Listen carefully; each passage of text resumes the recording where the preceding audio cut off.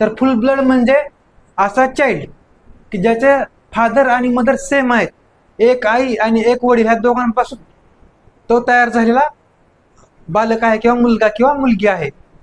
त्यांचं रिलेशनशिप म्हणजे भाऊ बहीण जे आहेत किंवा भाऊ भाऊ जे आहेत ते त्यांचे आई वडील एकच आहेत. त्यानंतर हाफ ब्लड मध्ये same father plus different mother, म्हणजे एक वडील आहेत त्यांना दोन बायका आहेत. तर म्हणजे ते जो मुलगा आहे तो त्या दोघांचे वडील एक आहेत परंतु वेगवेगळे आई आहेत, असं त्यांचं रिलेशनशिप म्हणजे हाफ ब्लड. आणि नेक्स्ट आहे section 3 subsection D, uterine blood.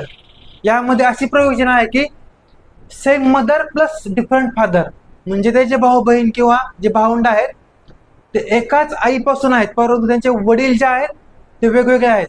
त्यांचं रिलेशनशिप म्हणजे युटेरिटेन ब्लड.